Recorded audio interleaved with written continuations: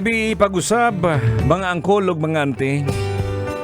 Ngayon na sa katahuran sa mga naminaw. Ganihin na pa. Gainit na ilang mga kigol. Balik po tayo sa napag-usapan po natin kanina tungkol sa mag-asawa. Tungkol sa pagsasama ng Mr. at saka Mrs. In particular, kung paano ang pagtrato ng mga Mr. kay Mrs.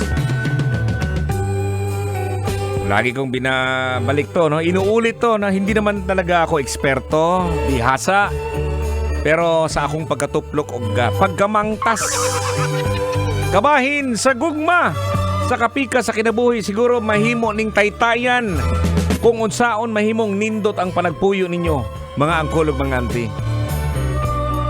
Siguro dapat isa-isip, ibutang sa alimpatakan sa mga mister na ito na para sa kanilang mga misis, ha. Hindi naman lahat na mga mag-asawa may anak Pero pag may anak na po kayo, dapat tungkol to sa pagtrato ninyo pag may mga anak ninyo. Napapansin ng iyong mga anak kung paano mo tinatrato ang kanilang mama, kanilang mami, no? Ituro mo sa iyong mga anak kung paano nila dapat tratuhin ang mga babae. You set the example. Kung pinapakita mo sa asawa mo na talagang mahal na mahal mo siya, lagi mo siyang dinadalhan siguro ng mga pagkain, gamit, bulaklak. Pero ito depende po yan, ha. Isa akong halimbawa dyan, hindi naman talaga ako yung tipong nagpapakita. Mahal mo yung asawa mo pero sikretong malupit lang. Hindi mo pinapakita Lalo na ngayon, ako. Lalagay sa Facebook, may inabot kang bulaklak.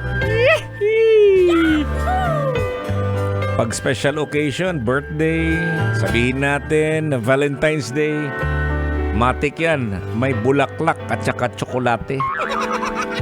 Yun nga mahirap na ngayon kasi dahil nga sa social media, hindi ka naman ganon.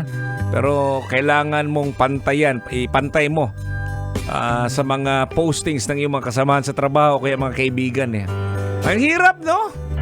Isang beses, binigyan ko ng bulaklak at saka tsokolate yung asawa ko. Alam mo ba ang sabi niya? Sabi niya sa akin, may kasalanan ka ba? Hirap, no? Pag hindi mo talaga normal na ginagawang mga bagay-bagay, andun yung pagdududa. Ang hirap talaga sa mga lalaki, no? Yung pagtrato nila. Pero yun nga sinasabi nila, mararamdaman at nararamdaman yan ng inyong mga misis, inyong kapika sa kinabuhi. Karamihan sa atin, lagi nating naririnig yan ang salitang, mahal kita, asawa ko. Alam mo, ang magmahal ay hindi lamang sabihin natin na angkinin ko yan. Ang pagmamayari o ang pagkulong nito. Dapat andun yung unawa. Siyempre, kailangan mong makinig. Kailangan mong suportahan. Kailangan mo igalang. At siyempre, dapat yung pagmamahal, andyan pa rin yun. Pagmamahal ng okay pass. All right. Words, angkol, ganon. Ang hirap, no? Sana'y nakatulong din ako sa inyo, no? Oo. Alam mo, nung dati sa probinsya, naalala ko lang, wala pang social media. Ito lang yung mga magulang ko kasi hindi naman showy yung tatay ko. Pero nakikita ko yung pagmamahal siguro ng tatay ko sa nanay ko is yung pagiging yung very supportive ba, lahat walang pagkukulang siguro, no? Wala kang masabi doon sa tatay ko. Hindi mo man siya makita na nag-aabot ng rosas o cake. Kumbaga no problem, lahat andun lahat. Pagdating sa ref, laging puno yung ref. Uy, kasal alam no? Pagdating naman sa pera, kakaiba yun. Kasi kagaya ko rin, ako yung humahawak ng pera eh. O kumbaga, nagbibigay ng certain amount yung misis ko.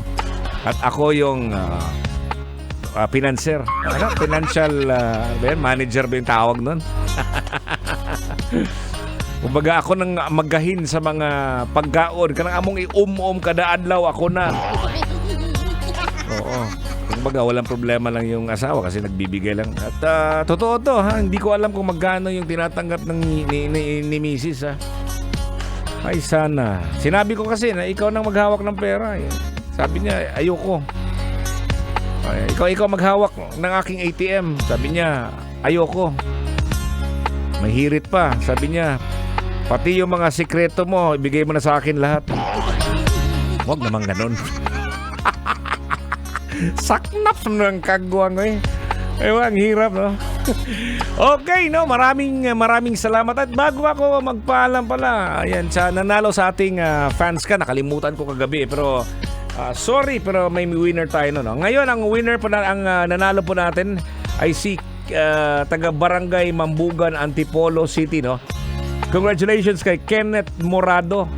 500 pesos mapasayo. May tatawag lang sa'yo. Ang pangalan niya ay si Kiko Tanggero. Hanggang bukas, alas 9 po ng gabi hanggang alas 12 ng madaling araw. Pagdating ng alas 9, totoy na tayo. Dito lang sa 90.7 Love Radio. Kinigiyapon si Totoy ba to? Ay magbalaw na ako ha. Amping mo mga driver, mga security guard, o kinsang naas gawas. By you.